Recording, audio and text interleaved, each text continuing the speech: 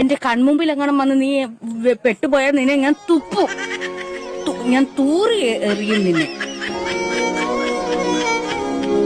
അതെ, ഞാൻ എന്റെ വീട്ടിൽ പോണിട്ടാ. എന്താ അത്യാവശ്യം? എന്താ അത്യാവശ്യം? എനിക്ക് മതിയായി നിങ്ങൾ രണ്ടിനെ നോക്കിയിട്ട്.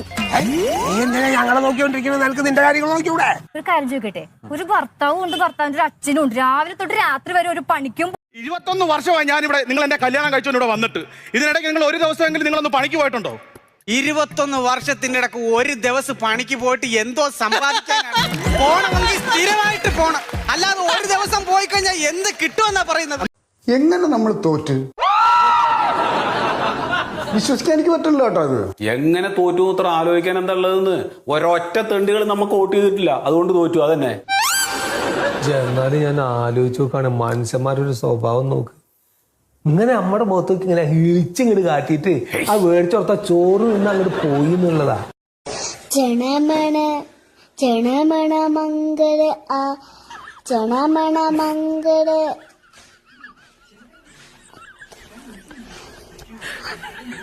സഭ സഭ മംഗള ദൈനു ദൈനു വെച്ചേ ജനമന്റെ പേരെന്താനു?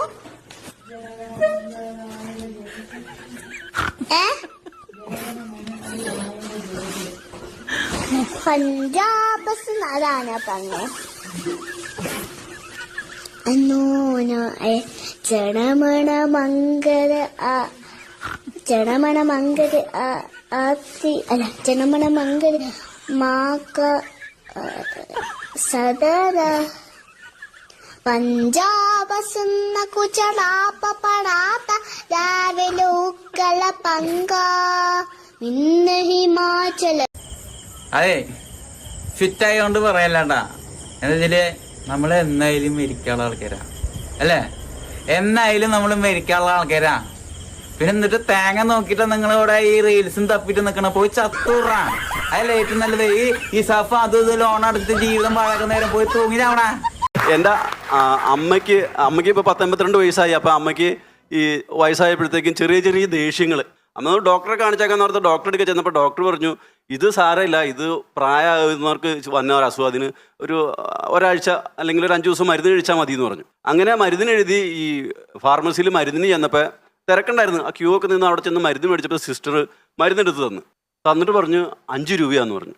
ഞാൻ തപ്പിപ്പറിക്ക് നോക്കി 100ന്റെ നോട്ടാ. അത് കൊടുത്തപ്പോൾ സിസ്റ്റർ എന്നോട് ഭയങ്കര ദേഷ്യപ്പെടല്.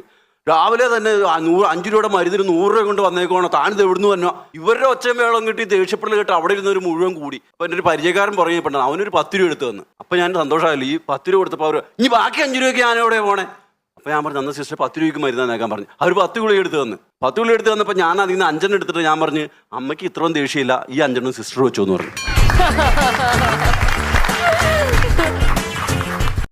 ആത്തൂന്റെ മുഖം നിങ്ങൾ ശ്രദ്ധിച്ചായിരുന്നോ? അവള് കാർ ഓടിക്കും, സ്കൂട്ടർ ഓടിക്കും, വേണമെങ്കിൽ അവള് വിമാനം വരെ ഓടിക്കും. ഇത്തിപ്പോലും പോകുന്നൊരു സ്കൂട്ടർ ഞാൻ ഓടിക്കുമെന്ന് പറഞ്ഞിട്ട് അവിടെ മട്ടും പാവാങ്ങ് മാറി അങ്ങ്.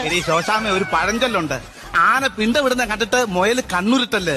മുയൽ എന്തോ ചെയ്യണമായിരുന്നു? ആന ഇട്ട പിണ്ട ഉരുട്ടിക്കൊണ്ട് നടക്കണമായിരുന്നു. നിന്റെ ഈ തട്ടുകടയില് പഴകിയ ഭക്ഷണം വിളമ്പുണ്ട് എന്നുള്ള ഒരു പരാതി പഞ്ചായത്ത് കിട്ടിയിട്ടുണ്ട്. മെമ്പർ പറ, നിങ്ങളിപ്പോ ഇവിടെ ഇന്ന് 2 പൊറോട്ട കഴിക്കാണെന്ന് വിചാരിച്ചോളി. എടാ, അതിന് തരാൻ എന്റെ അടുത്ത് പൈസ ഒന്നുമില്ല. വിചാരിക്കുന്നതിന് പൈസ കാണുന്നില്ല ആണല്ലേ? ഈ പൊറോട്ടയ്ക്ക് ഞാൻ അടുപ്പത്തുനിന്ന് ലൂസായ ബീഫ് കറി വിളമ്പണോ, അതോ 2 ദിവസം ഇങ്ങനെ ചട്ടിയിലൊക്കെ ഇങ്ങനെ കിടന്ന് ഇങ്ങനെ കുരുമുളകൊക്കെ പിടിച്ച് ഇളക്കി കറുത്ത് മൊരിഞ്ഞ അത് വിളമ്പണോ?